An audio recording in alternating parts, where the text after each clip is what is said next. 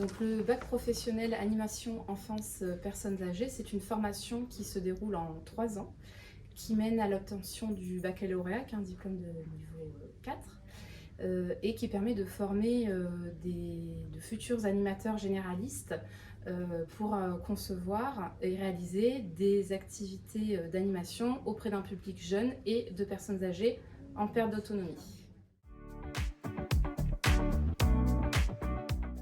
Le titulaire du bac pro animation conçoit et réalise des activités d'animation de nature variée auprès d'un public d'enfants à partir de 3 ans et adolescents, ainsi que de personnes âgées en perte d'autonomie.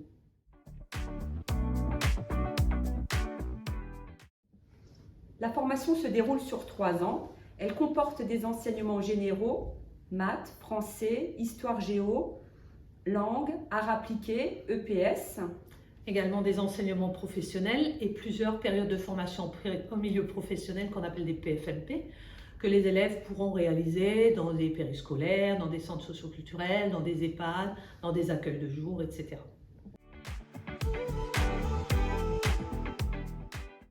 Donc l'enseignement professionnel est essentiellement centré sur une pédagogie active et sur le développement du travail en équipe. Il est organisé autour de 3 grandes fonctions. La première fonction, c'est vraiment le cœur de métier de l'animateur. C'est la démarche d'animation, de la conception à la réalisation du projet d'animation.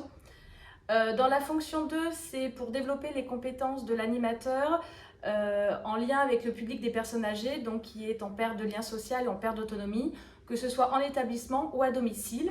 Et la fonction 3 vise davantage les compétences en lien avec le développement de l'enfant et la démarche socio-éducative qui peut se pratiquer en accueil collectif de mineurs ou auprès des familles avec enfants.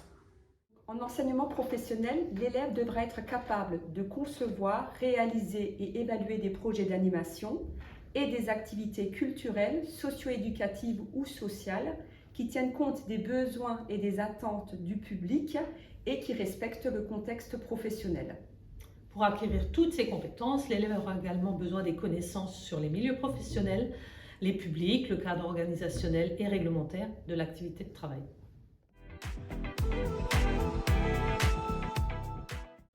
Alors on va faire en sorte qu'ils soient capables d'animer différentes activités auprès d'un public de jeunes enfants ou de personnes âgées, développer leur curiosité, leur créativité, avoir l'esprit de travail d'équipe qui est essentiel en animation. Donc pour la délivrance du diplôme, tous les examens se pratiquent en contrôle en cours de formation, que ce soit au cours des stages ou en établissement. Donc les 3 fonctions sont évaluées par 3 épreuves. La fonction 1, c'est la mise en œuvre de projets d'animation, donc qui doit prendre appui sur une période de stage de 8 semaines, au cours duquel l'élève va réaliser un projet de A à Z, élaborer un dossier et ensuite ce dossier est soutenu à l'oral. Pour la fonction 2, donc c'est l'animation visant l'épanouissement et le bien-être des personnes âgées. Donc là, au cours d'un stage auprès des personnes âgées, l'élève doit pratiquer une activité auprès de 6 usagers et donc il est observé et évalué à cette occasion. Et la fonction 3 se déroule dans le même ordre d'idées, mais avec un public enfant en accueil de loisirs.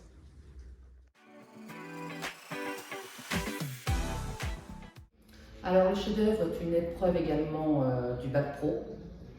C'est une réalisation collective ou individuelle pour mettre en avant les talents de chacun en lien avec leur future profession, donc là l'animation.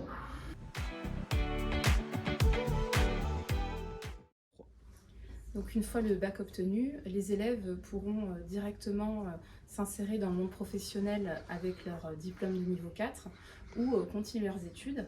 Ils peuvent accéder à des études supérieures comme des BTS ou bien des BUT.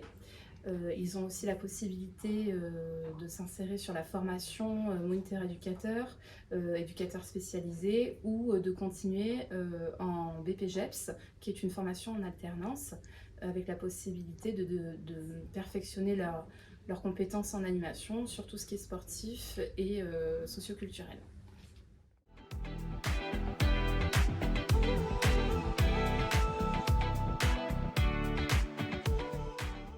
Alors moi j'ai fait une seconde générale Et j'aime beaucoup travailler avec les enfants, j'ai toujours aimé l'animation. J'entraînais une équipe de foot féminine, donc en première, je me suis réorienté en bac pro animation. Je suis venue en bac pro animation parce que j'ai toujours aimé m'occuper des personnes et j'aime bien l'animation, animer des activités pour qu'il y ait de l'ambiance un peu partout.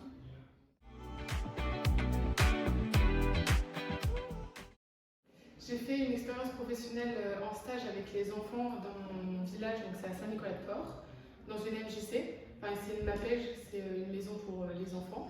Et dans une maison de retraite à Saint-Joseph. C'était vraiment la meilleure expérience avec les personnes âgées. Oui, donc moi j'ai effectué un stage au centre social Le Lac à Sedan avec les enfants, donc des enfants de 4 à 15 ans. J'ai effectué plein de projets, d'activités. On a fait des conceptions de lettres pour l'occasion de la fête des mères pour des résidents d'un EHPAD. Donc c'était des enfants de la CM et du CLAS, donc l'accueil collectif de mineurs et le contrat local d'accompagnement de la scolarité. Alors moi j'ai fait un stage avec les personnes âgées de 4 semaines à l'EHPAD Port-de-Vel à Cormontreuil. Donc j'ai pu participer au projet d'animation et au projet social de la structure. J'ai aussi préparé et découvert des activités adaptées pour les personnes âgées de 55 ans et plus. Durant la formation, on a mené plusieurs projets avec l'ensemble de la classe, comme la création d'un escape game pour présenter la formation de manière ludique. On a proposé des animations lors de la journée éco-citoyenne et on a proposé des jeux pour une rencontre intergénérationnelle.